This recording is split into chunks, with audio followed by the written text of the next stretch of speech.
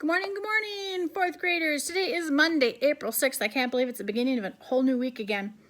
Just some ideas for you for the week. Mr. Barrows, Mr. Strongslin, and myself will be putting some suggestions or some ideas for you guys to do for math, reading, writing, science, and soc. I'll be posting some reading ideas on IXL this week. I'll also be taking care of a socrative for writing. Mr. Barrows will be taking care of the science, and Mr. Social Studies will be doing the math and the social studies for you guys. So just some suggestions on things that you can do for the week. Don't forget you have some great apps out there. You've got Prodigy. Don't forget to be reading for AR tests. You've got Card Games IO.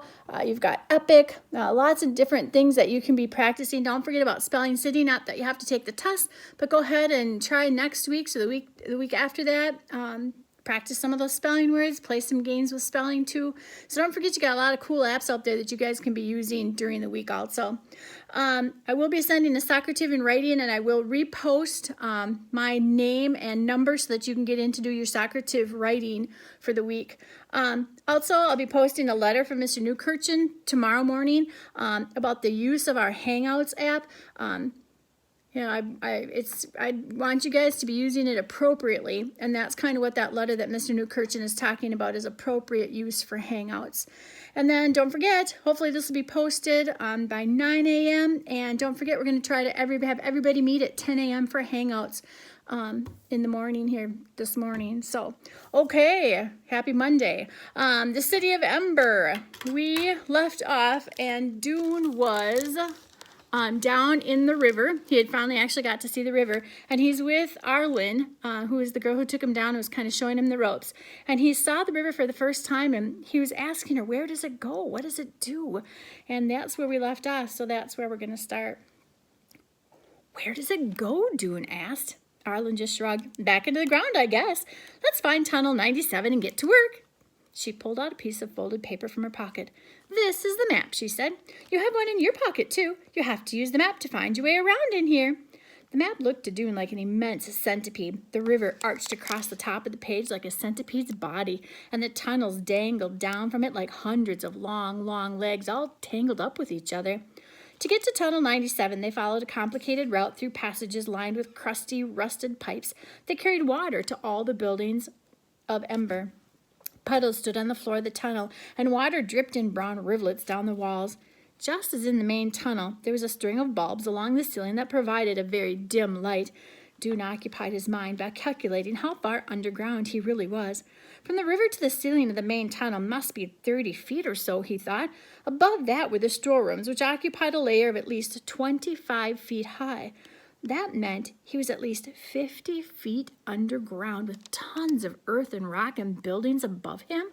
The thought made his shoulders tense up. He cast a quick glance upward, as if all that weight might collapse down onto his head. Here we are, said Arlen. She was standing next to a leak that spurted a stream of water straight out from the wall. We have to turn the shut-off valve, take the pipe apart, put on a new connector, and stick it back together. Yep. With wrenches, hammers, washers, and black goop, they did this, getting soaked in the process. It took them most of the morning and proved to Dune that the city was in even worse shape than he had suspected.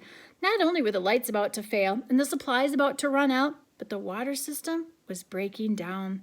The whole city was crumbling, and what was anyone doing about it? When the lunch break came, Arlen took her lunch sack from her pocket in her tool belt and went off to meet with some friends a few tunnels away. You stay right here, yep, and wait until I get back, please, she said as she left. If you wander around, you'll definitely get lost. But Dune set out as soon as she disappeared. Using his map, he found his way back to the main tunnel, then hurried to the east end. He wasn't going to wait for special permission to see the generator. He was pretty sure he could find a way to get in on his own, and he did. He simply stood by the door and waited for someone to come out. Quite soon, a stout woman carrying a lunch sack pushed open the door and walked away. She didn't even notice Dune. Before the door could close again, he slipped inside. Such a horrendous noise met him that he staggered backward a few steps. It was an ear-splitting, growling, grinding, screaming noise, shot through with a hoarse rackety-rackety-rack, rack sound, and underscored with a deep chugga-chugga-chugga-chugga-chugga-chugga-chugga. Dune clapped his hands over his ears and stepped forward. In front of him was a gigantic black machine, 2 stories high.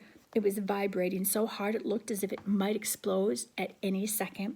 Several people wearing earmuffs were busy around it. None of them noticed him come in. He tapped one of them on the shoulder, and the person jumped and whirled around. He was an old man Dune saw with a deeply lined brown face. "I want to learn about the generator!" Dune screamed, but he might as well have saved his breath. No one could be heard in that uproar. The old man glared at him, made a shooing motion with his hand, and turned back to work. Dune stood and watched for a while. Beside the huge machine were ladders on wheels that the workers had pushed back and forth and climbed up on to reach the high parts. All over the room, greasy-looking cans and tools littered the floor. Against the wall stood big bins holding every kind of bolt and screw and gear and lever and rod and tube, all of them black with age and jumbled together. The workers scurried between the bins and the generator or simply stood and watched the thing shake. After a few minutes, Dune laughed. He was horrified. All his life he had studied how things worked. It was one of his favorite things to do. He could take apart an old watch and put it back together exactly as it had been. He understood how the faucets in the sink worked. He'd fixed the toilet many times. He'd made a wheeled cart out of parts of an old armchair. He even had a hazy idea of what was going on in a refrigerator. He was proud of his mechanical talent. There was only one thing he didn't understand at all, and that was electricity. What was the power that ran through the wires and into the light bulbs? Where did it come from? He had thought that if he could just get a look at the generator, he would have a clue that he needed, but from there, he could begin to work on a solution, and that way it would keep the lights of Ember burning. One glimpse at the generator, however, showed him how foolish he was. He'd expected to see something worse, working so he could understand. A wheel turning, a spark being struck, something, some wires that led from one point to another, anything. But this monstrous roaring thing, he wondered if anyone understood how it worked. It looked as if they were doing was trying to keep it from just flying apart. As it turned out, he was right. When the day was over and he was upstairs taking off his boots and slicker, he saw the old man from the generator room and went to talk to him. "Can you explain to me, sir, how the generator works?" he asked. "Can you tell me how this thing goes together?" The old man just sighed. "All I know is the river makes it go." But how?" Dune asked. The man shrugged. "Who knows? Our job is just to keep it from breaking down. If a part breaks, we got to put on a new one. If a part freezes up, we got to oil it." He wiped his hand wearily across his forehead, leaving a streak of black grease. "I've been working on the generator for 20 years. It's always managed to chug along, but this year, I just don't know. The thing seems to break down every couple minutes now." He cracked a wry smile. "Of course, I hear we might run out of light bulbs before that, and then it won't matter if the generator works or not." Running out of light bulbs, running out of power, running out of time.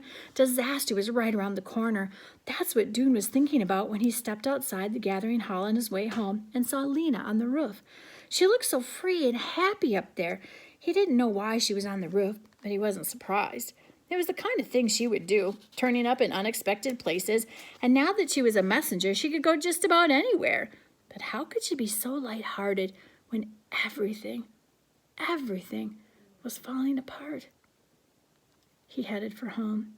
He lived with his father in a 2-bedroom apartment over his father's shop in Greengate Square. The small item shop, which sold things like nails, pins, tacks, clips, springs, jar lids, doorknobs, bits of wire, shards of glass, chunks of wood, and other things that might be useful in some way. The small item shop had overflowed somewhat into their apartment.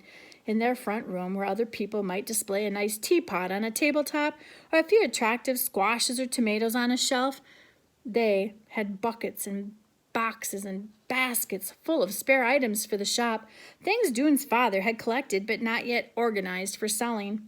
Often these items spilled over onto the floor. It was easy to trip over things in his apartment, and not a good idea to go barefoot. Today, Dune didn't stop in at the shop to see his father before going upstairs. He wasn't in the mood for conversation. He removed 2 buckets of stuff from the couch, it looked like mostly shoe heels, and flopped down on the cushions. He'd been stupid to think he could understand how the generator worked just by looking at it, when other people had been working on it their entire lives. The thing is, he had to admit, he'd always thought he was rather smarter than the average person. He'd been sure he could learn about electricity and help save the city. He wanted to be the one to do it. He had imagined many times a ceremony in Harkin Square organized to thank him for saving Ember, with the entire population in attendance and his father beaming from the front row. All during his life, his father had been saying to him, "You're a good boy and a smart boy. You do grand things someday, son. I know you will." But Dune hadn't done much that was grand so far. He ached to do something truly important, like finding the secret of electricity, and as his father watched, be rewarded for his achievement. The size of the reward didn't matter. A small certificate would do, or maybe a badge to sew in on his jacket. Now he was stuck in the muck of the pipeworks, patching up pipes that would leak and break again and again in just a matter of days. It was even more useless and boring than being a messenger. The thought made him suddenly furious. He sat up, grabbed a shoe heel out of the bucket at his feet, and hurled it with all his might. He arrived at the front door just as the door opened, and Dune heard a large, hard thwack and a loud ouch at the very same moment. Then he saw the long, lean, tired-looking face of his father in the doorway. Dune's anger suddenly drained away. And that's where we're going to stop. So hopefully I will see you guys in just a little bit to join on Hangouts at 10 a.m. And again, happy Monday. See you later.